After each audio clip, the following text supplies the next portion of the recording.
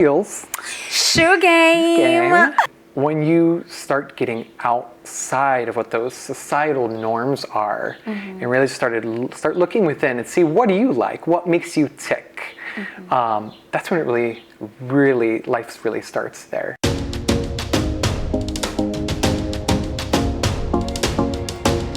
Well, cheers. Yeah. Cheers. Well, hi everyone, and welcome to Conversational Lounge Media. I am your host, Trudy, and today I have a very amazing guest. We haven't connected in so long, and I cannot wait to have this conversation. So I know a lot of people will say that ignorance is bliss. And a lot of people, or other people, would say knowledge is power. Well, I tend towards knowledge is power. The more we educate ourselves about different topics, different items, different people, the more we grow as a society, and the stronger our bonds become. So, without further ado, this is the main reason why I have our guest today. I won't even steal his, you'll tell us. I won't steal the thunder because I want all the thunder to come from you. So, please help me introduce our next guest, Curtis. Thank you for having me. Yes, appreciate it. Super excited. Wore my heels. Shoe game. Yes, welcome to the show. Yeah, I appreciate it. I've watched actually several of your videos and I really like them. Oh my gosh, thank you. It's a good platform. Thank you for doing this. Oh my gosh. This is the reason why I do this. Yay. And then so a question for you, just for those people who don't know you, let's start with the basics. Okay. Who is Curtis? So Curtis is gay. Grew up in a small town of 150 people, very small. Farmed, went to college, met my boyfriend my first semester there, and we've been together almost 15 years now. That's history. Some of the things that I love to do over the journey in my life is I found that I love to fix things. Whether it's in my job or it's with relationships, I take the challenge, but I take, the empathy that I have as well too, and really see what that kind of person needs or maybe that problem needs. And I like to fix things. So I'm a little bit of jack of all trades, getting my hands in there and, just having fun all along the way. Yes, I love it. I love it because I'm almost like a problem solver too in that regard.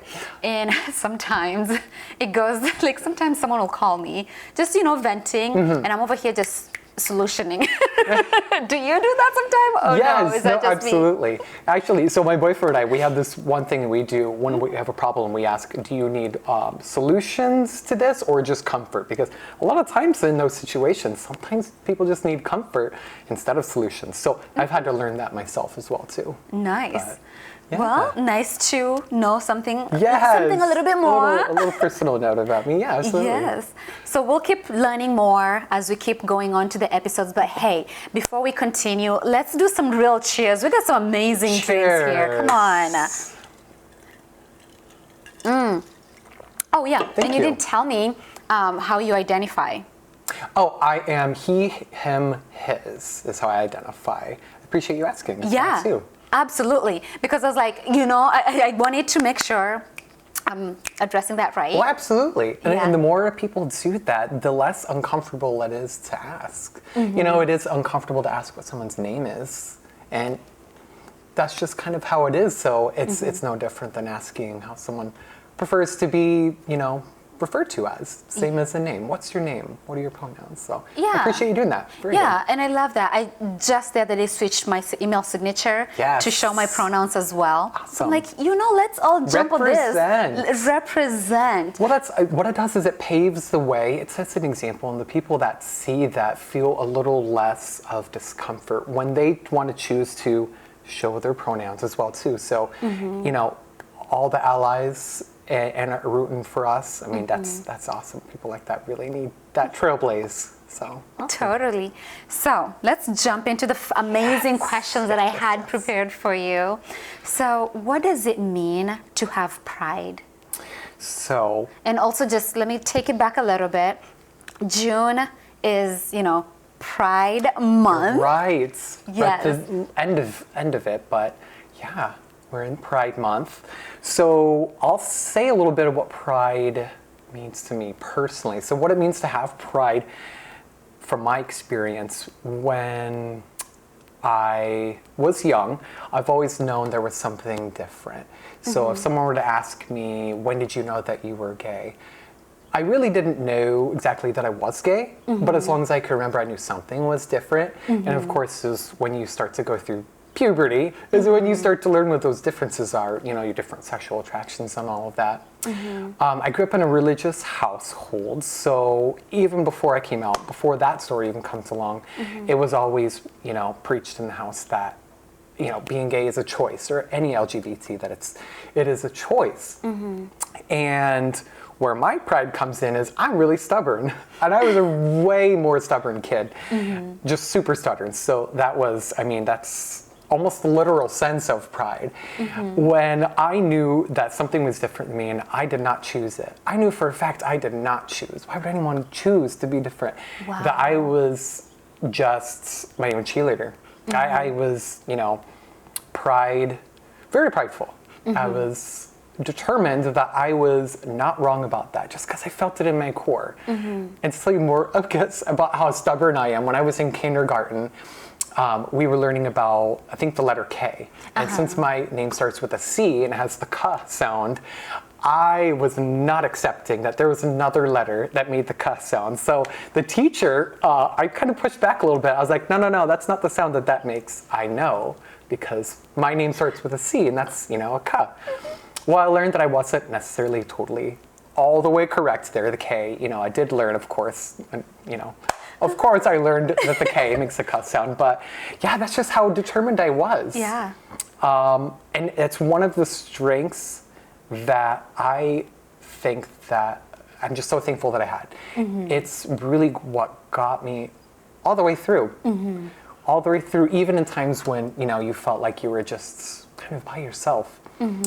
I'm so thankful that I had the pride to just keep on going and just prove everyone wrong, So now here I am, as an adult, having to relinquish some of those prideful tendencies. And my journey now is a lot more spiritual. It's a lot more empathetic, and it's a lot more listening. It's definitely a lot more listening to the other person, and relinquishing that pride that saved me when I was a kid. Now I'm having to, be more peaceful.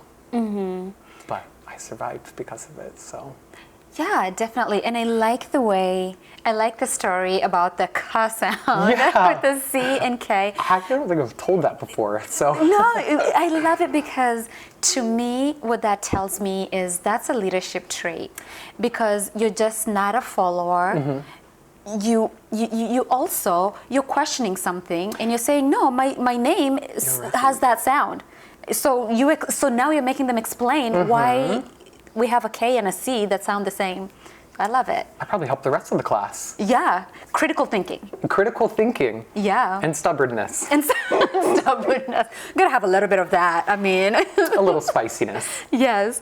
So another one too that I think would go really well to kind of get your story just a little bit is about, what kinds of things might a person go through when they're coming out? Absolutely. There are a lot of ones we've all heard before, but I'll go through them again. So some of the obvious ones are, of course, rejection from family and friends, abuse, whether that be physical or verbal, bullying in schools. I guess I'll tell you my coming out story. So when I couldn't, for the life of me, figure out the exact age I was, or a year. So I was either 15 or 16 at this time. And I was talking there was only one other gay person in our town, because, 150 people is super small. Wow. But I actually went to school about 15 minutes away, and it had about 2,000 people. So not that many. And I was on the phone with him. We became a little bit of friends at that point, comfortable enough that I was wanting to express to someone, and him, for the first time, something I'd never done before, which is to, come out and tell someone that I'm gay. And we were on the landline phone at my house, and I just wanted to guess it because it was too hard for me to even say. I was so emotional. I just say what you think I'm about to say. And he wouldn't, and I was stubborn, right? So here I am playing stubborn, and then he finally did. He said, "Are you gay?" And I said, "Yes." Oh, wow. So then, well, I was pushing it. He knew that's what I was going to... Okay, Yeah, it was like the nonverbal, like we both understood what this conversation was, but I just needed to hear it too. So that's why I kind of pushed it in that direction. So it was really emotional. What I didn't know, though, is my mom was on the other landline phone in the house. Oh, my goodness. And listened to the whole thing. And how I found that out, though, is the next day, they brought me to the couch, my mom and dad, and I guess let me know that she was on the phone that whole time. And they had tickets to Colorado for gay counseling, Christian therapy. So around 15 or 16, it's only a couple of days from my birthday, and I said, no, I'm not going. I mean, here's my stubbornness playing in again. I was like, no, I'm not going. I don't know how they got me to go. I remember them saying like, okay, we'll make it a fun vacation. We'll do some things for your birthday. And so begrudgingly, I went. And so once we got there, the counseling was a mixture of group counseling and then the counseling with therapists. It was all Christian, religious based. And he would do one-on-ones with me, kind of like I would talk about my experiences, and then he would have one-on-one with my parents, and then we'd have a group setting. Within all of that, the therapist's determination was that my dad wasn't around enough when I was a kid, and that's what's caused me to be gay. My dad was accepting this because, I mean, he's Christian, my mom's Christian, this is Christian therapy. So they're just looking for any other answer. Yes, but my dad was like, okay, yeah, maybe I wasn't around enough. That was, just taking full blame, and that crushed my heart because I'm like, no, I didn't choose to be gay. I am gay. It wasn't your fault, Dad, don't worry. So that was really tough. I also found out that trip that I have Tourette's. That fortunately, that therapist was friends with a Tourette's specialist there in Buena Vista, Colorado. And so he noticed my facial tics that I have and referred to that specialist and found out that I have Tourette's as well too, which is a good thing. It's great that I learned about that because then, we could, treat it if we needed to. But it was just really hard to hear in one trip all of the things that is wrong with me. I'm gay, it's my dad's fault, I have Tourette's, and that specialist also pointed out to my dad that he had facial tics, and I probably got it from my dad. So again, more blame on my dad, and I just couldn't handle it. So by the time we got back to our hotel, I locked myself in the bathroom and just cried. I had no intentions of coming out of the bathroom. I was probably in there for hours until my dad knocked on the bathroom door and still didn't answer. He laid there probably for a couple of hours with me until eventually I opened the door and he gave me a really big hug. We're both crying, and he told me that bringing me on that trip was the biggest mistake that he's ever made in his life. So impactful. That's like one of the most profound memories that I have to this day. Unfortunately, my mom was not so apologetic. I don't believe that I've had an apology from her to this day. And if she has, I might, I would need to be reminded of when that is. But unfortunately, to this day, and I that's part of her religious beliefs. So of course she wouldn't feel like what she did was in the wrong by any means. So that was tough. After that, the rest of my high school, I just kind of laid low, followed the rules of the household so I could get out of there. My goal in survival was just to get by until college. I knew I wanted to move out of that town as soon as I could. And I did. I actually ended up making what we like to call chosen family in the LGBTQ community. Oh, before we get to the chosen Yeah. family, so the therapy, the Yeah. gay therapy. So is this a therapy specifically put to try and get you out of that mindset instead of supporting you through it? Yes, it is.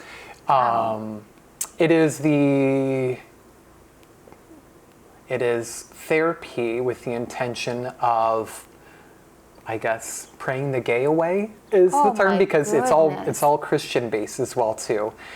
Fortunately, it is not as, I hate saying this because it's still terrible, but it's not as bad as some of the stories of conversion therapy that some of my friends have that were more physical conversion therapies. I mean, it's still there across the country, and it's still legal in the majority of states, unfortunately. So. Wow. And I think this is the reason why we really need to talk about this, because I feel like it comes from a place of not understanding enough, and then a place of fear, and a place of parents feeling like they dropped the ball somewhere. Well, truly, it doesn't have to do anything to do with them. This is just, we just need to learn more. You hit it on the nose. There is a lot that goes into it, but you're exactly right. I would say those are a lot of the big feelings that parents feel in that moment. So from an empathetic perspective, I can understand, to a certain point, my parents struggle with that.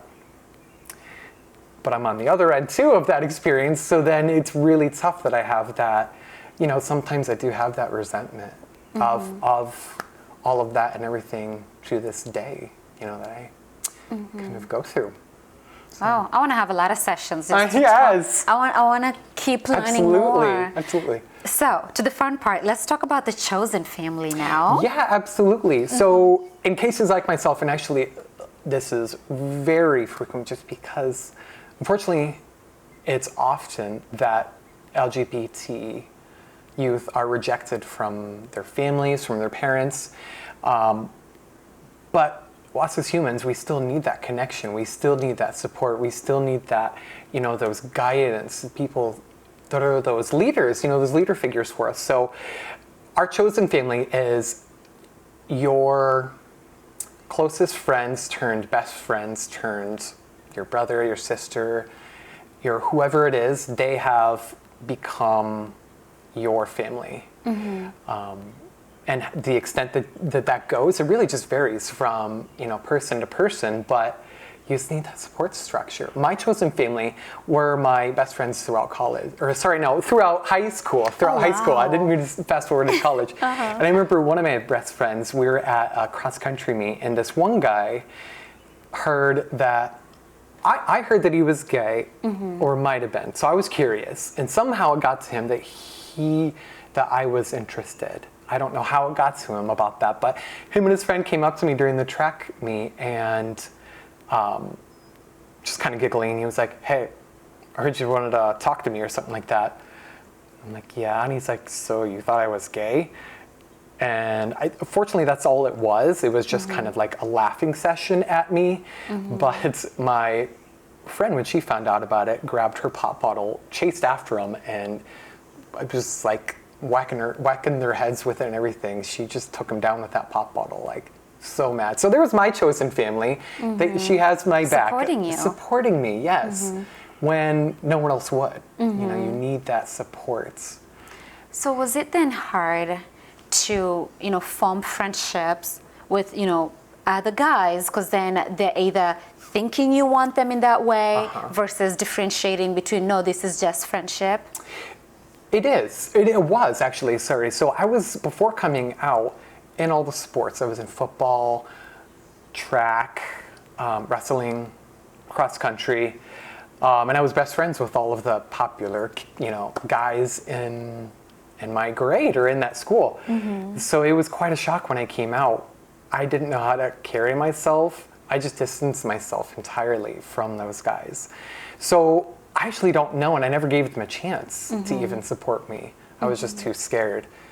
I almost didn't want that rejection either. So, yeah, I stood clear of straight guys, I would say, or at least like no close relationships, just because I didn't want that awkward, like, hey, how do we do this conversation? Or, hey, we used to be best friends, what happened? You know, that was something I just avoided entirely, unfortunately.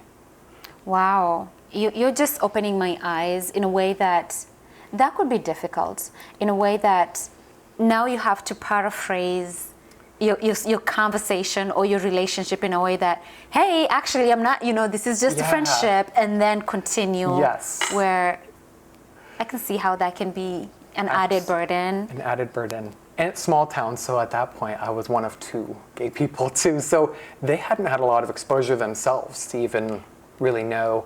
I didn't know how to carry myself either to show them how I wanted to be treated. So, it was just really tough being in that small town.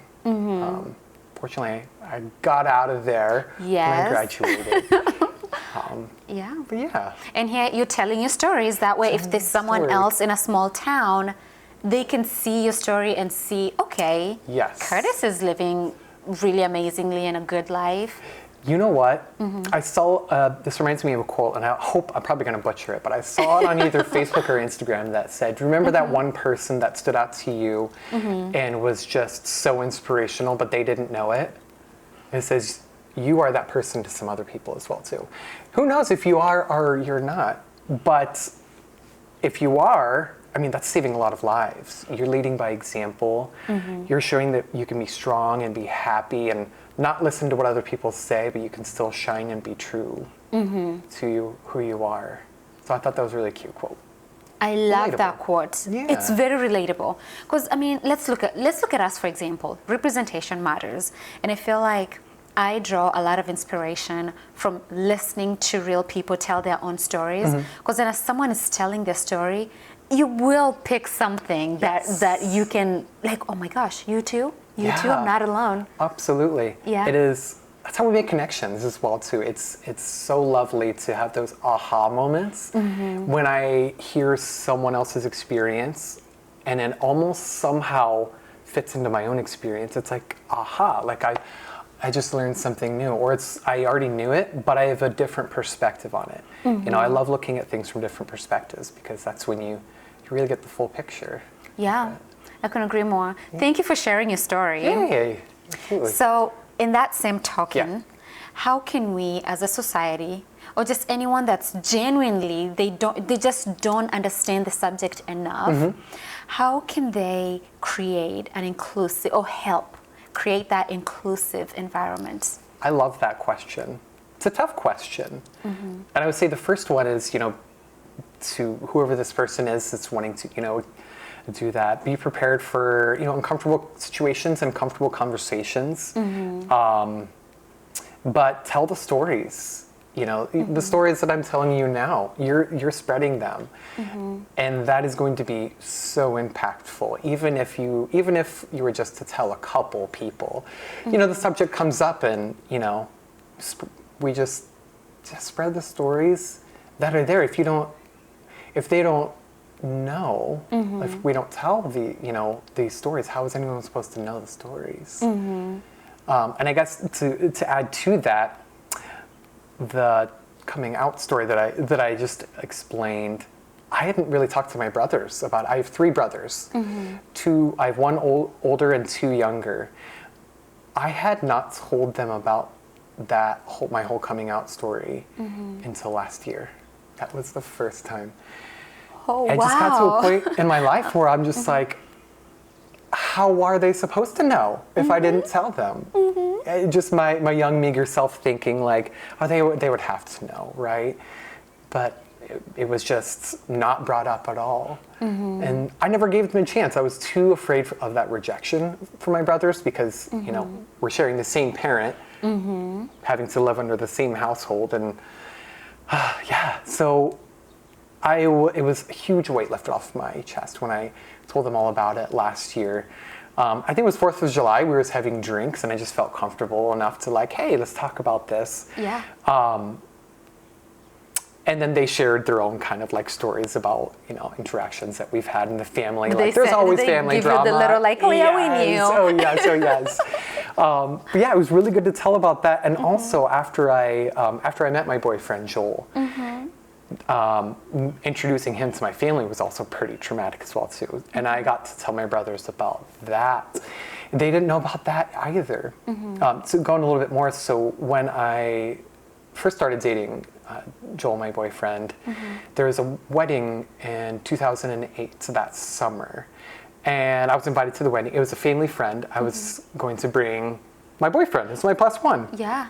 And so when the small town got wind of that I was bringing, home a boy, no, I had a boyfriend even at the time. I can't remember specifically. I know I got a call from either my mom or my dad or both. They broke down crying. How could you? And if you bring him to the wedding, I'm not going to the wedding. Oh my goodness. And it's about 3 hours away, and we're already like an hour and a half into the drive, like way beyond turning around. So it was terrible. I was panicking so much because we hadn't even been dating for a year yet. And I'm like, oh, he's hearing this rejection, but I'm also in this tough spot. And I'm new to, he's my first boyfriend, so I didn't really know how to navigate it all. Fortunately, he had a friend in a town close. So I went to the wedding and he hung out with his friend. Not an ideal situation. Looking back, I would have stuck to my guns and said, okay, he's coming to the wedding with me. But I didn't, unfortunately. And after that situation, my parents and I had not talked for like several months after that. So they wanted to meet up and they wanted to talk about that situation. And I think we met at the pond by Jordan Creek, one of the benches. So they drove up to Des Moines. Oh yeah, and I was, the pretty area. Yeah. So we sat there and my mom had a 12-page letter written for me. I didn't read it. She didn't have me read it there, had me read it later, but then we just talked about the situation and how they explained how they see Joel and I is that he's my best friend. That's how they explained it. And that they're so grateful and they thank God that I have a best friend, but they will never look at him as my boyfriend. That's what they said. So then I read the letter, read it. Later on, obviously, I don't know if probably right on the drive home. A really upsetting letter. I saved it. It's in my fire safe. I saved the letter. Because the letter was all about a comparison of the dog that bites the hand that feeds them. It was 12 pages, but the whole gist of the letter was that I was being compared to as the dog that bites the owner's hand. Like, how dare you bite the hand that feeds you? Wow. And it's hard even now to look at that letter because it was a total gaslight situation. All of that pain and trauma, that I'm experiencing was not at the top of the list for my parents. It was how they felt instead. Yeah. So it was, kind of took my light away there. That one was really, really rough. And so then at that point, it started to slowly disconnect. We were not as close, obviously. That was a very, very traumatic summer. And also there was a flood too. In 2008, there was a flood in my hometown, the little hometown. So that town of like 150 people, Dispersed. They moved? Yes. Oh, it was a really serious flood. It was a serious one, yeah. I think a lot of people have moved back now, so that's good. But that was another added layer of stress that we all had kind of going on with that summer of 2008. So it was pretty tough. And I remember even when I was driving driving to the wedding, I just thought of this now. I texted one of my cousins that I'd gotten close with through lifeguarding in the past couple of summers before that. I said, hey, I brought my boyfriend, do you want to meet him? The response back, big, angry, how could you do this to your mom? How could you? How dare you? Oh my goodness. And there was nobody, fighting for me. There was not a single person in my family that supported me. And so that's why it's so important to have your chosen family. That's why I explained that, because, you need that support. And a couple of years later, my family we're going to go on a vacation to, I think it was Maine. And everyone was invited but my boyfriend. So I did not go. I almost did, but I didn't. And we were so offended by that whole situation. That's when I started to actually set boundaries with my parents. And the older I get, the more I understand how important boundaries are for our own personal just stability in our life. I had my own job at the time already through college, so I got my own phone bill, insurance, renter's insurance. I just cut everything financial for my parents that I possibly could at that point, so I could support myself. I was just so mad that that was kind of the beginning of me living for myself. Not really by myself, because I had my boyfriend, but you had your support system. I had my support system. Your support person. Oh my gosh, and his mom is amazing. I'll tell you. So it's black and white, like totally. I hate to say this because whoever's listening is gonna, they're gonna relate. But she's the mom that I never had. She is really there for me in all the ways that my mom couldn't. Or my dad too. I shouldn't just exclude my mom. Unfortunately, it's tough. I know they love me, and we still have a relationship. My parents and I do. I still go back for holidays and everything. Now we're selective on which holidays we go back, because there's like Easter can get too religious, for example, and we almost feel like we're being grilled at the dinner table when they're talking about sinners and things. So we decided not to go. Side eyes. Yeah, we're not doing that this year anymore. They love me and Joel to their heart. They're amazing, loving people, but it's not unconditional love. They unfortunately cannot, in my opinion, say that what they're giving me is unconditional love, because there is a condition. By definition, that they're not accepting me. They love me, but they can't accept me. So there's no way in my book that I would call that unconditional love.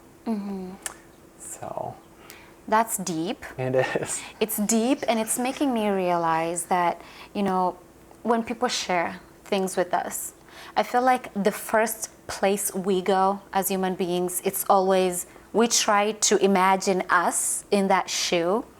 And then so we end up projecting how I wouldn't have done that, so I'm telling you, don't do it. You know what I mean? Absolutely. And I feel like as a society, it would be better if we come from a place of grace. When someone's opening up to you, they're not telling you to live a day in my life. I'm just telling you, this is what's going on. Yeah. So you either just support me, congratulate me, or just... if you don't have it, this is a cliche, but if you don't have anything nice to say. Yes. I think that was a quote in one of your videos, in one of your prior ones. I can't remember what she said.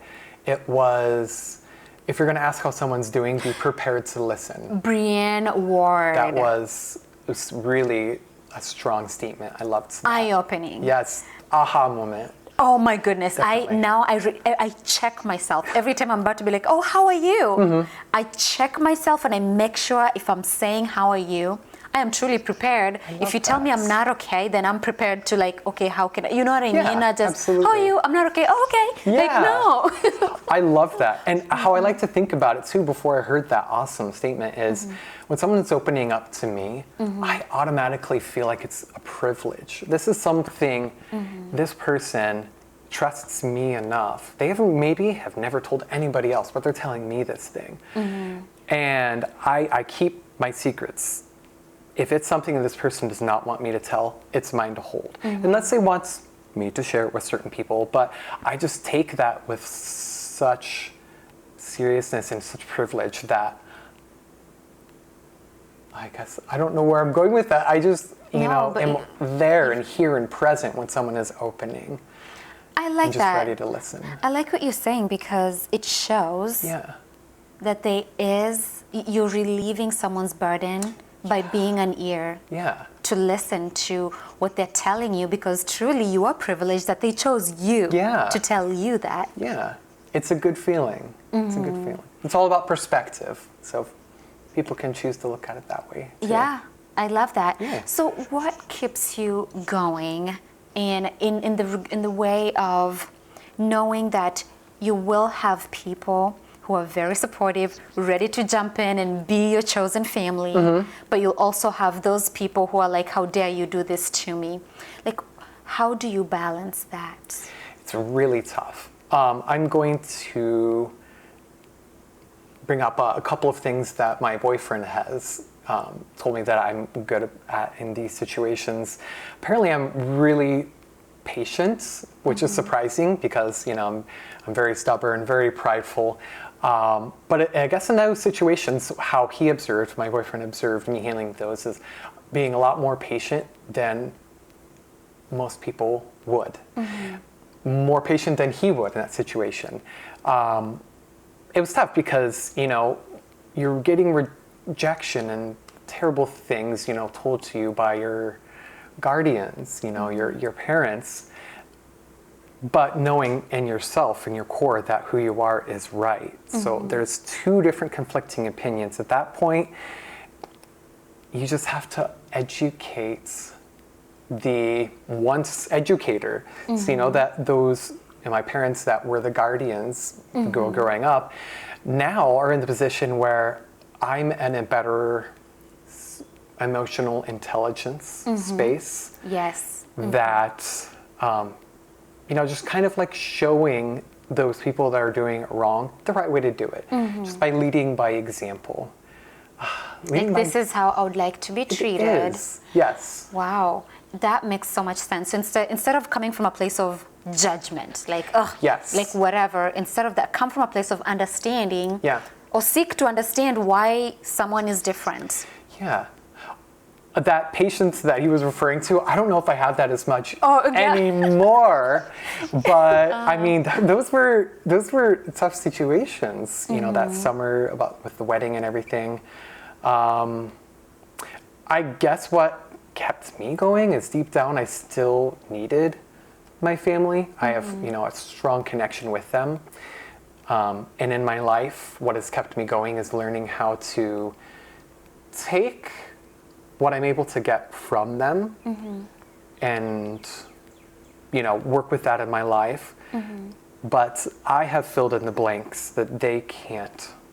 I filled in the blanks myself with my life, what makes me happy and the people I surround myself with and how I choose to carry myself and, the things that I believe in. I have filled in those blanks myself, but I can still have my family with boundaries as well too. So it's not ideal by any means, but it's a real situation for a lot of people, and it's the truth. The truth. Yeah, I unfortunately can't change their minds. What I like to, my approach to people that have differing opinions is to try to change their hearts, because if you change enough hearts, then you can change minds. So I feel like it's harder to change the minds of a collective group and everything that's going on right now, right? There's so much influence and people are influenced. I'm better with connecting with people and the empathy that I show and listening. So I guess my tool is I start from their heart, change their heart, and then their minds will follow, hopefully. Wow. No, I learned something today because I was thinking educate people. Yeah, but no, it's like, definitely hey, educate, but I mean, you can't educate someone that's not willing to listen either. So the heart's kind of the loophole around that sometimes to squeak around. Wow, that is, eye-opening. So how do you then, if you want to create, I want to say, what's the term I'm looking for? Just Inclusive? Inclusive. Conclusive. English is not my first language. No worries, you're slaying it. So if you're trying to create an inclusive environment, how then do you broach the subject in a way that's sensitive? So let's say, we're not that close in a way that I can come to you and ask you, direct questions, how can I refer to you, or just, are you gay? Or is that like crossing the boundary? Like how can someone come and ask that without being rude, right, but still trying to be inclusive? I'm really glad you asked that too, because it can seem like it's not the right thing to ask. I get asked questions all the time, especially like I said before, when did you know you were gay? Or when did you come out? Or are you gay even? That's really tricky to say how specifically someone should approach that. From your experience. From my experience. Someone that is not laughing, Yeah. you make it be extra careful not to make it sound like you're like teasing. Yes, because there's a lot of people that might just say, hey, are you gay? And play it off as funny. But if what the person that's wanting to find out is a little bit more, like how do you prefer your pronouns? Are you gay? What was your coming out story? Just being present and showing that you're listening too. We subconsciously pick up as humans so much on nonverbal cues that if that person is at their heart genuinely asking the question in a genuine way, you feel it. So you have to approach it with your heart and just be genuine when you're asking, just as long as you're genuine. Yeah. Does it matter? Like, is there a good time and place and a bad time and place? Not at all. I would say any place is the right place. We need to, I guess, break that stigma too. It's too taboo. Yeah. Why is it if I'm in the workplace, someone has to feel uncomfortable about asking about those things if it's outside of the workplace? Shouldn't we be living our lives the same way in the workplace as we are outside? I mean, we're spending 40 hours a week there. That's a huge chunk of our lives. So anytime, and candid. So if it's in the moment, those are always the best as well too. I would say just don't be afraid to ask. I think that is just the most awesomest thing. I've never turned down a question, never been offended by any of that, because I think it's my opportunity to spread the story. Yeah, and like, hey, I'm glad you asked, by the way. I'm so glad, absolutely. Yeah, no, that is good, because it could be, there could be someone who's like, yeah, I really want to be inclusive, but I just don't want to offend someone or refer to someone by a different pronoun.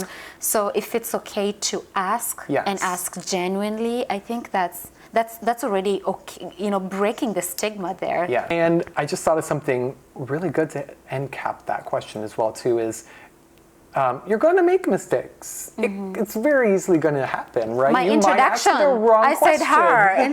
See? Exactly. So you're going to make mistakes, I agree. Yes, and just go into it knowing that, right? We're not all perfect, but again, if that person is going into it in a genuine perspective, asking the question, then it's not malicious that they slipped up, but they'll know for the next time. It's an opportunity to take that little slip, and then the next time that you ask someone, it's gonna, you're gonna avoid that mishap entirely. It's just, listening, learning from your mistakes, and embracing the moment. Yeah. Definitely. So I want to thank you for really sharing your story and being vulnerable to even, talk about your coming out, talk about the struggles that you've had. It's not easy. I have been on that seat where I am being interviewed, and Curtis, it's not easy. Thank you so much. Yeah, so thank you so much for sharing, because I know you have spoken to so many people in different ways. So sometimes I feel I almost spoke in Swahili. That's all right.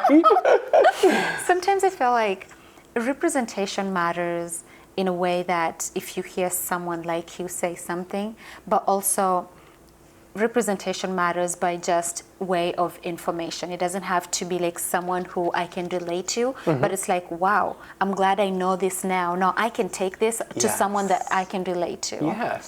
So thank you, thank you, thank you. And I also wanted to, to give you a chance for someone who is listening or watching and they're truly inspired by your story, or they're still going through the struggles, through the motions, and maybe they haven't come out yet, but they're trying to come out, or maybe they've just anyone that your story is speaking to. Yeah. What kind of advice would you have, or just word of encouragement would you have for such a person?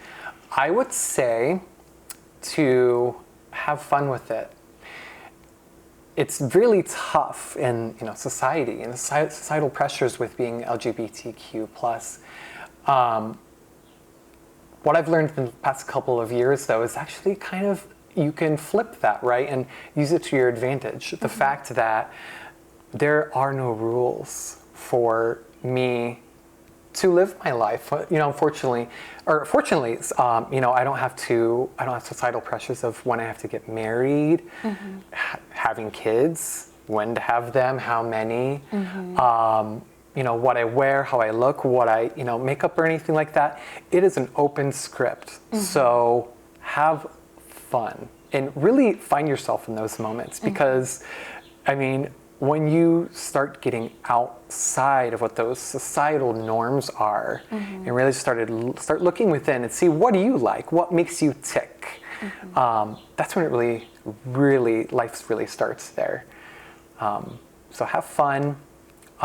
Trevor Project is a really amazing resource, trevorproject.com. I did want to, add that in as well too. I don't have their phone number, but so the good side is to have fun with it. But if someone's having struggles, if they're at home, if there's any verbal or physical abuse, or even bullying, the Trevor Project is a huge resource. But also, I wanted to add something. Here in Des Moines, we run a organization called Queer Bar Takeover. And I have to give props. Cheers to Queer Bar Takeover, first of all. And I will give props. Where props are due are one of our best friends in Kansas City started it. And so we're like the sister group to that in Des Moines. So what Queer Bar Takeover is, it's mostly a Facebook group that every couple of months or so, we find a bar with a bar owner that we can partner with, set aside some time, typically from 7 to 10, because they're a little less busy at that point.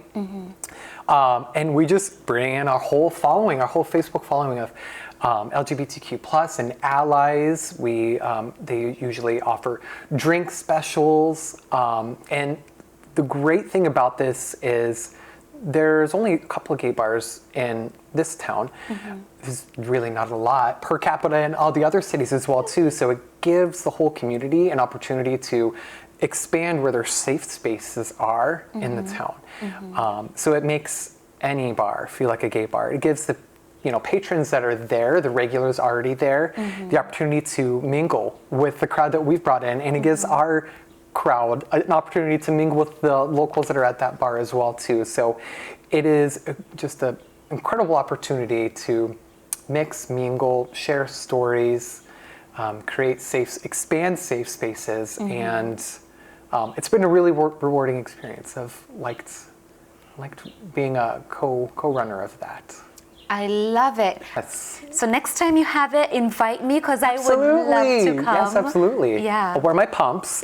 Yes, you'll just tell me the dress code. I will. we don't play lightly with dress codes. 6-inch heels only. Only. Just kidding. Or higher. Yeah, so absolutely. So is there anything that, during the interview I didn't ask you, but you would love to share with your audience? I'm so glad you asked that. Yes. The spiritual journey that I've been in the last couple of years, the reason why I told my brothers about those experiences is because of this journey that I'm on. And I realized something when reflecting back on coming out and my relationship with not just my immediate family, but also like my aunts and uncles and cousins. And my mom's side, it's a big family. I have a lot of aunts and uncles and a lot of cousins. Not a single one of them told me that they supported me or accepted me as gay. I knew they all loved me, and I could sometimes tell certain family members, like an aunt or an uncle, that want to kindly give a subtle hint, like, hey, I support you. It is sweet, but the person really needs to hear that they're accepted, especially if their own parents aren't doing it. If you're an aunt or you're an uncle or you're a cousin, you could be that saving grace for that person. You could be the person that, prevents that youth from, thinking of harmful thoughts and all of that. So if there's someone that whether it's family or a friend, that is LGBTQ, and you love them, not only tell them that you love them, but most importantly, tell them that you accept them and you support them. Wow. Yes. Wow. It's taking me to, I had a lady once say, give people their flowers when they're still alive. Yeah. You hear often, during funerals, people will give elaborate speeches about this person was amazing and da-da-da-da-da-da. But when that person was alive, they never went to their doorstep and say, you're amazing. Exactly. I love you. So I think that shifted my mindset to a point where when I'm just chilling and I'm thinking about someone, if I think about you, let me shoot you a message and tell you I'm thinking about you. I don't have anything else to say. I'm just thinking about you. Yes. You might regret it if you don't. I love that perspective. Absolutely. Maybe it's because we're getting older. Who knows? I think so. I feel like my 30s, the 30s. I'm loving the 30s though. That is awesome. 30s Me came too. with some just something that depth, yes. perception, yes, totally, like the inner findings and the inner workings and connectivity with how other people, interact and do that. I love it. I'm just I'm learning more now than I ever have. Yeah, the older I get, I just keep learning. Yes, and because you're embracing who you are authentically. Yeah. Yeah. I agree. Well, perfect. Thank you so much again. Yay. So I think we'll conclude. Is there anything else we need to parting shots? We can talk. Yeah. Parting parting cheers. shots. This is a parting shot. Parting shot. So again, everyone at home, thank you so much for sticking with us and watching. If this message speaks to you or someone that you know, please, please, please share with them. You never know whose story will impact and inspire someone, and even just connect others.